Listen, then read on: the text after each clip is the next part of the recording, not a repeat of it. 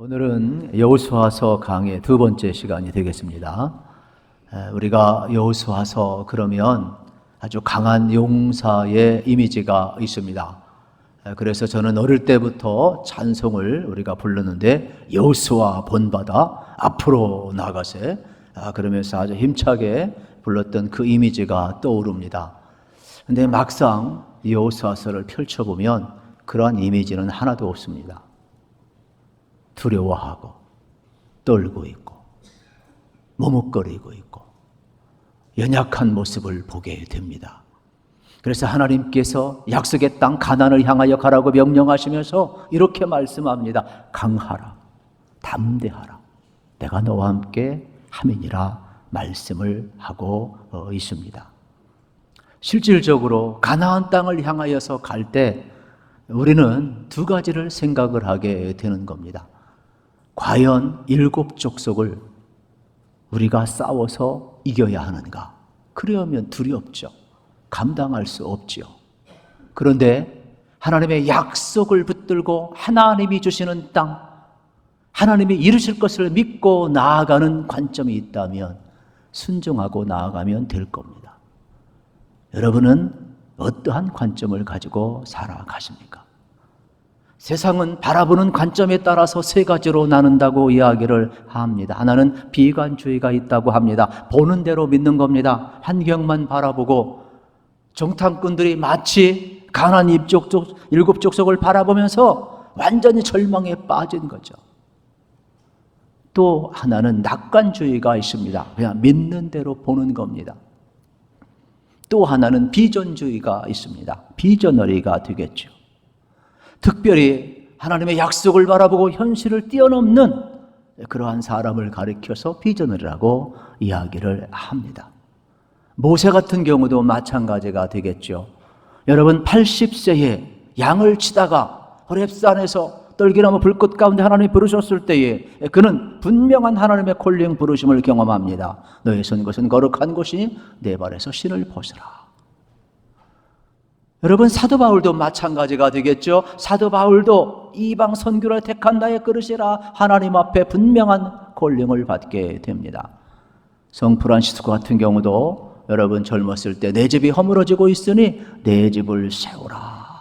그래서 평화의 사도로 쓰임받는 역사를 봅니다. 이화여대를 여러분 세우신 김한란 박사님도 젊었을 때에 이러한 음성을 들었답니다. 너는 이 나라의 여성들을 위해 일하는 사람이 되어라. 그래서 이 대를 만들었다. 여러분 하나님의 비전을 본 사람은 분명한 목표가 있습니다. 하나님이 어떻게 이끌어가는가를 바라보게 되어 있는 겁니다. 우리의 삶도 마찬가지입니다. 분명한 목표, 비전 있는 사람은 삶을 방황하지 않습니다. 비전이 없을 때 우리는 두렵고 우리는 방황하게 되어 있는 것입니다. 지난 시간에 여러분들에게도 말씀을 드렸습니다. 이스라엘 백성들이 하나님을 바라보고 약속의 땅을 바라봐야 하는데 지난날 애굽에서 430년 동안 살았을 때 여러분 고센 땅에서 야곱과 그의 일행 70명 가족이 여러분 200만이 넘는 큰 민족이라고 누가 생각을 했겠습니까? 그러나 하나님은 이미 아브라함을 부르셔서 너로 하여금 큰 민족을 이루겠다는 약속을 이루셨습니다. 누가 출애굽을 경험하고 누가 상상을 했겠습니까? 그러나 하나님은 모세를 영자로 세우고 이스라엘 백성을 바로의 손에서 건져내셨습니다. 누가 홍해의 기적을 상상을 했겠습니까?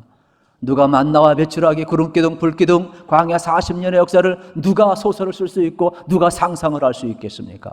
그런데 하나님은 그렇게 은혜를 베푸셔서 그들로 하여금 하나님만 바라보게 만들었습니다.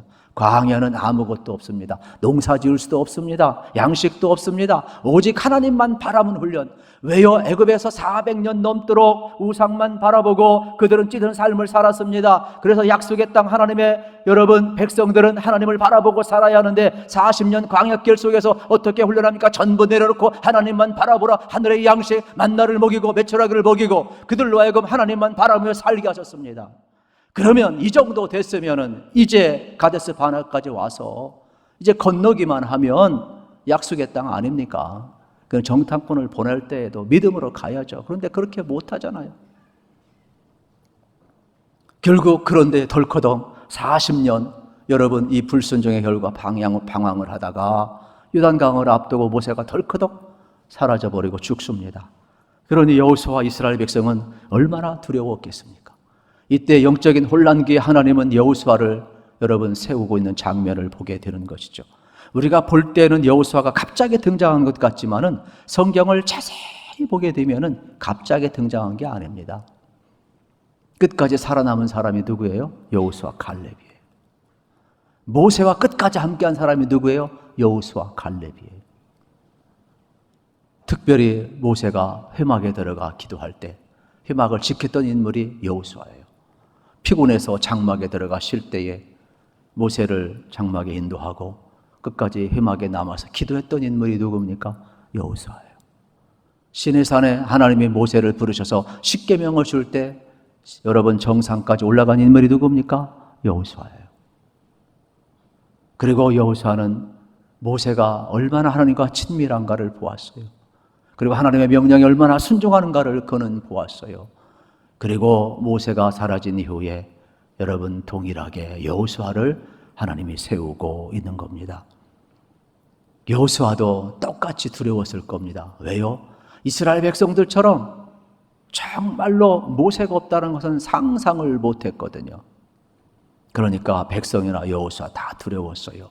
그런데 하나님은 여호수아를 부르시면서 그의 심령의 부흥을 일으키는 거예요.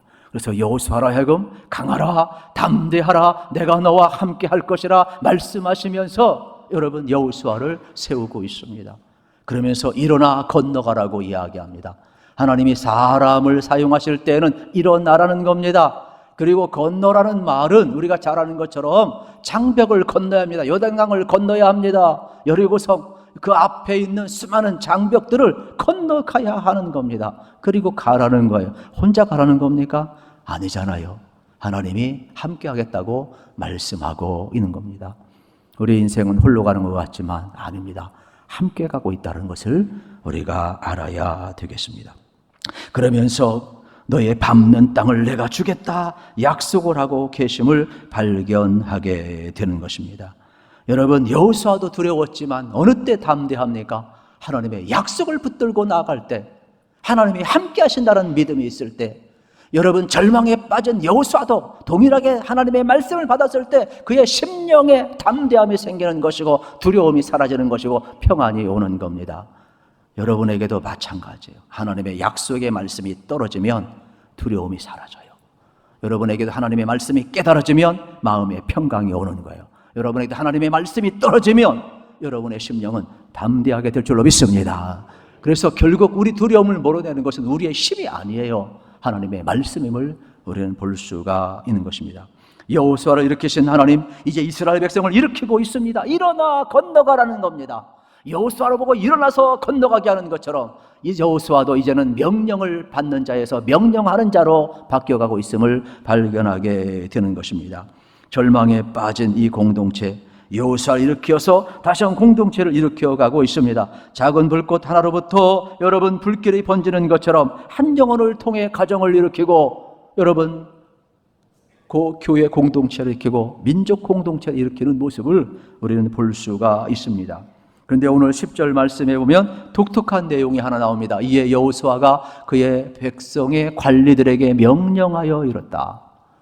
아주 독특한 내용이죠. 지금은 모세가 명령했고 순종했던 여호수아입니다. 그런데 이제는 하나님의 명령을 받아서 백성들에게 명령하는 위치로 바뀌어 있는 겁니다. 그런데 전쟁을 앞두고 있는데 여러분 장수를 부른 게 아닙니다.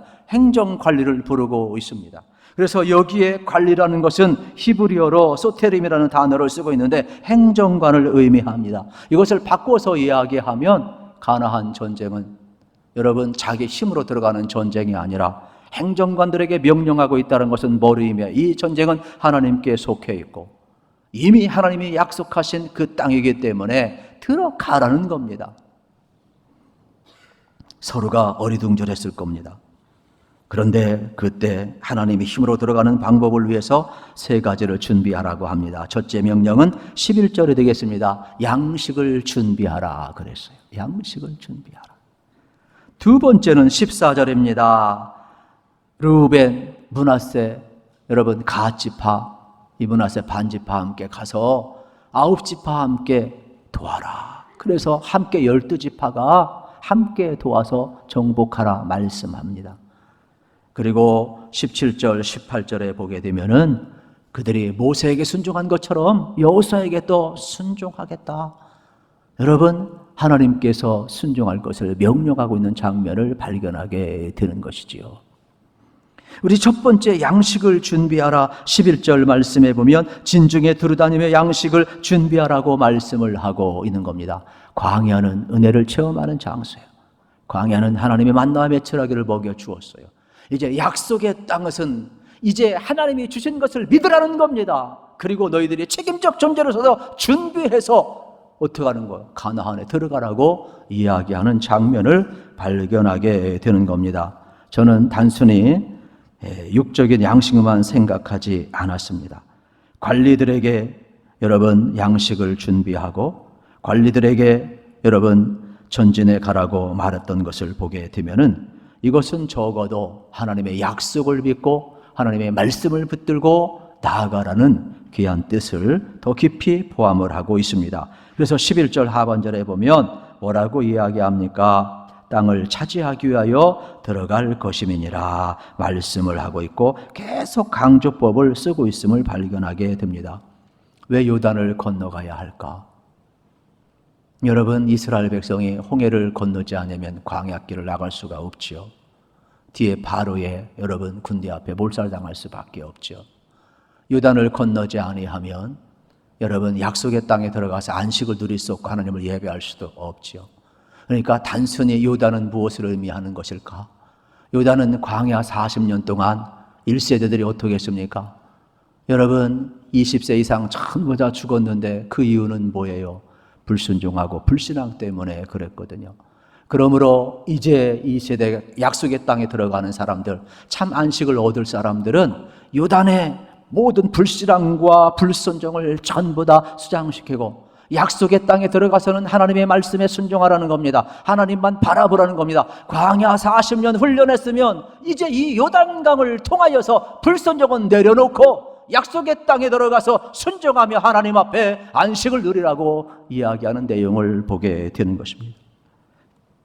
성경에 보게 되면은 약속의 땅은 하나님의 통치를 받고 하나님께 순종하며 하나님의 은혜를 경험하는 곳이 되어야 되기 때문에 그렇습니다. 그래서 이 요단을 건너서 약속의 땅으로 들어가라고 이야기를 합니다. 성경은 종종 홍해의 사건과 요단강 이 두 사건을 같이 나열을 하고 있습니다. 예를 들어서 고린도서 10장 2절에 보면 모세에게 속하여 다 구름과 바다에서 세례를 받았다. 여러분, 우리가 이 홍해 사건을 구원의 사건이라고 이야기를 하지요. 그러면서 동시에 세례로 표현을 합니다. 우리의 옛 모습이 죽고 다시금 거듭난 모습을 가리켜서 홍해에 바로의 군대가 수장되고 홍해에서 살아나온 것을 세례로 표현을 합니다. 그래서 우리가 예수님과 함께 죽고 예수님과 함께 산다, 이렇게 세례를 표현을 하는 것이 되겠지요. 그러면은 여러분 생각해 보세요. 애굽의 입장에서 보면 홍해는요 어떻게 돼요? 바로의 군대가 죽는 장소예요. 그러나 광야에서 바라보면 이스라엘 백성의 생명이 살아나오는 것이 되겠죠. 여러분 똑같은 게 요단강도 마찬가지. 요단강도 광야의 입장에서 보면 자기 불순종, 불신앙이 여러분 어디에 수장되는 것이 되겠죠. 그러나 가나안 땅에서 보게 되면은 어떻게 됩니까? 불순종과 여러분 불신앙을 수장시키고 정말 하나님의 약속을 붙들고 나아가는 그러한 뭐가 되겠어요? 비전어리의 장소가 되겠죠. 그러므로 홍해는 구원에 관한 문제, 죽는 문제였다면 요단강은 구원의 문제와 상관없이 광야 세대의 불신앙과 불순종을 종식하는 의미적 차원이 되겠습니다. 하나님께서 여러분 이스라엘 백성들에게 이렇게 3일간 양식을 준비시키셔서 이제는 하나님의 여러분 이 약속의 땅에 들어가서 그들이 차지할 것을 명령하고 있는 장면을 보게 됩니다. 저는 이거를 좀 우리 구체적으로 하나님의 말씀의 양식을 잘 준비하셔서 여러분들이 세상에 나아가 꼭 승리하시기를 축복합니다. 하나님의 말씀이 있어야 돼요. 내게 주신 레마가 있어야 돼요. 깨달음이 있어야 돼요. 그래서 그 말씀 붙들어야 두려움도 없어지고 하나님 말씀 불순종하는 것이 아니라 순종하며 승리할 수 있고 말씀의 성취를 경험할 수 있는 것 아니겠습니까? 그래서 우리도 항상 하나님의 영의 양식을 준비해야 되는구나. 하나님이 은혜를 주시지만 책임적 존재로 살아가야 돼요. 만나도 필요하지만 자기가 준비할 줄도 알아야 돼요. 여러분, 하나님의 말씀을 붙들고 묵상도 할 줄 알고 되새길 줄도 알고 전달할 줄도 알고 순종할 줄도 알고 그 말씀 붙들고 살고 하나님의 말씀과 동행할 줄 알아야지. 여기서 은혜 많이 받고 만나의 개념을 가지고 왔는데 세상에 나아가서는 양식이 없어서야 되겠어요? 하나님의 말씀으로 우리가 살아가는 존재인데 사람이 떡으로만 사는 존재가 아닐진데. 그래서 항상 우리 세상에 나갈 때 영적 전쟁은 하나님의 말씀을 항상 준비해야 되는구나. 책임적 존재로 우리가 살아가야 됨을 우리가 발견하게 되는 겁니다. 그래서 성경은 깨어있는 자, 들을 게 있는 자, 하나님의 말씀을 들을지어다 이야기를 하고 있어요. 그리고 또 하나, 둘째는 가서 그들을 도우라 이야기를 하고 있어요. 여러분 12절 이하에 보게 되면은 어떻습니까? 루벤, 갓, 므낫세 반지파를 불러놓고 너희들 요단 동편에 있지만은 요단 동편을 건너가서 아홉 지파 반과 함께 가서 싸워서 어떻게 합니까? 가나안을 정복하라 명령하고 있는 장면을 볼 수가 있습니다. 루벤, 갓, 므낫세들은 용맹스러운 사람들입니다.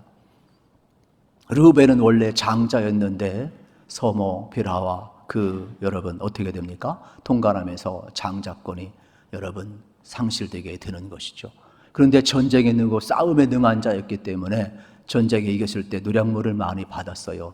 갓도 군사 이런 용맹 여러분 이런 이름을 가지고 있어요. 그래서 전쟁에서 앞장서다 보니까 아주 여러분 누량물을 또 많이 얻었죠. 므낫세 반지파도 마찬가지가 되겠죠. 여기 군인 집안이거든요. 그래서 전부 다 용사의 집이고 아주 용맹스러운 사람들이에요. 그래서 사사 기도훈도 바로 여기에서 나왔음을 우리가 발견하게 됩니다. 한마디로 이 루벤, 갓, 므낫세 반지파들은 용맹스러운 군인들입니다. 그리고 이들은 전쟁에 능한 사람들이에요. 그러다 보니까 다른 지파에 비해서 더 잘 살았어요. 그리고 양들이 많았어요. 그리고 먼저 기득권을 유지를 했어요. 공헌도 많이 했으니까 굳이 요단을 건널 필요가 없어요. 요단강 전이 요르단 땅이거든요. 요르단 땅이 요단 동편이거든요. 이 요르단 땅은 지금도 성지순례 가보면 푸르릅니다. 그리고 물이 있습니다. 그리고 얼마든지 양들을 먹일 수 있는 푸른 그러한 초원이 있음을 우리가 볼 수가 있죠. 그러니까 루벤, 갓, 므낫세 반지파는 여기가 좋은 거예요. 굳이 어렵게 요단을 건너기도 싫고 굳이 싸워서 얻을 필요도 없어요. 이게 기득권이 있으니까. 그때 여러분 모세가 얼마나 여러분 민수에게 화를 내는지 몰라요. 너희들은 공동체를 해치는 사람들. 나머지 지파, 12지파 공동체를 해치는 사람들이다. 그때 그들이 모세 앞에 순종할 걸 약속합니다. 그러면 우리 가족들은 여기 있겠습니다. 그리고 우리가 건너가서 싸우겠습니다. 그리고 나중에 승리한 이후에 돌아와서 살게 해 주십시오. 오케이. 모세와 약속을 맺었습니다. 그런데 지금 모세는 죽었습니다.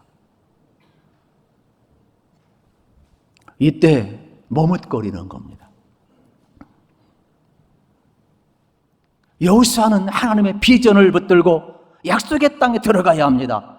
아홉 지파파는 지금 어떻게 합니까? 전진해 가고 있습니다. 그런데 두 지파파는 머뭇거리고 있어요. 이들을 설득해 가면서 너희들도 가서 도우라 이 말이에요. 목회가 그런 것 같아요. 하나님의 비전을 붙들고 나가는 사람이 있는가 하면 그냥 자기 입장에서 안주하는 사람이 있죠. 아브라함과 조카 롯도 마찬가지예요. 처음에는 같이 가지만 나중에는 어떻습니까? 양들이 늘어나고 재산이 늘어나니까 밑에 있는 목동들이 싸워요. 그래서 같이 살 수가 없으니까 갈라서야 돼요. 그때 어떻게 했습니까? 동서남북을 바라보면서 아브라함은 양보를 해요. 조카 롯, 네가 먼저 택하라. 그러면 그곳으로 가라. 다 너의 것이 될 것이다.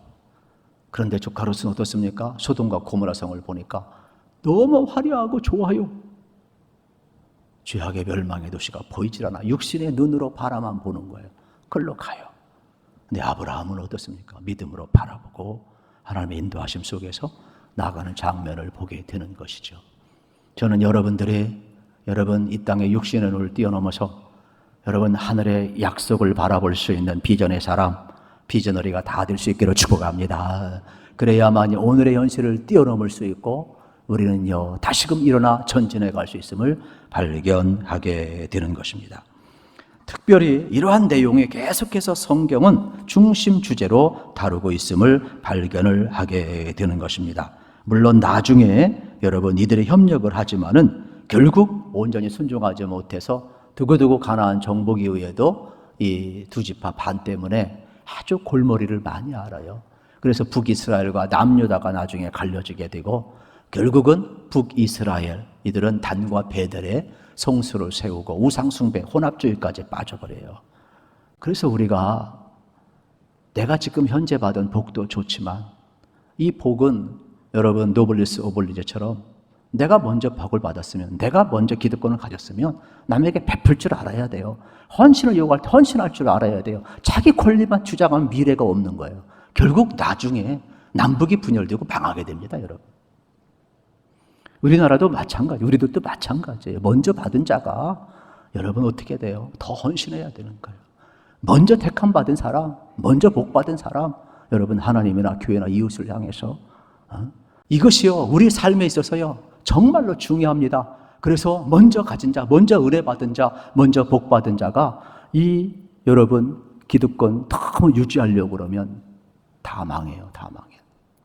그러지 마시고 이때 여호수아가 일어나서 이야기를 합니다. 그때 이스라엘 백성이 다행히 순종을 해서 건너는 가요. 그러면 잘 보세요. 이제 마지막 장면에 보게 되면은 세 번째 이제 16절, 18절에 보게 되면 순종하는 장면이 나와요. 그래서 여러분들이 특별히 17절만 우리 같이 한번 읽어보도록 하겠습니다. 시작. 우리는 범사에 모세에게 순종한 것 같이 당신에게 순종하려니와 오직 당신의 하나님 여호와께서 모세와 함께 계신 것 같이 당신과 함께 계시기를 원하나이다. 아멘. 겉으로 보면 얼마나 멋있어요.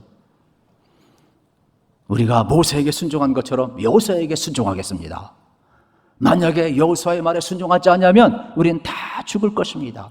그러므로 하나님께서 말씀하신 것처럼 여호수아여 강하고 담대하소서. 얼마나 아름다운 관계예요. 그러나 내용적으로 들어가 보면 교만함이 있어요. 여러분 이스라엘 백성은 모세에게 순종하지 않았어요. 하나님께 불순종했어요. 그런데 포장하고 있어요. 다 죽었다고 자기들이 마치 순종한 것처럼 포장하고 있어요. 아니에요. 요단을 건너면서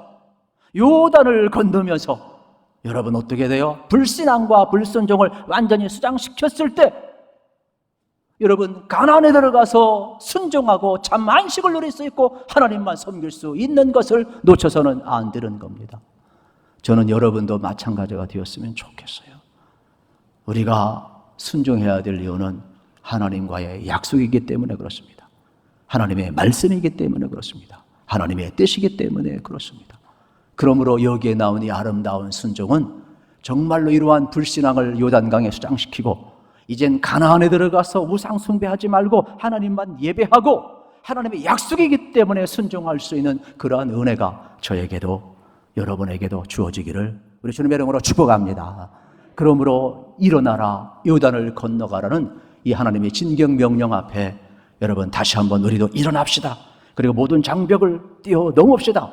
그리고 하나님의 약속이기 때문에 그 약속을 붙들고 비전을 이루신 그 하나님 앞에 순종하며 나아갈 때 여러분의 삶에 참 안식이 있을 것이고 여러분의 삶에 여러분 하나님 주신 놀라운 복이 넘칠 줄로 믿습니다.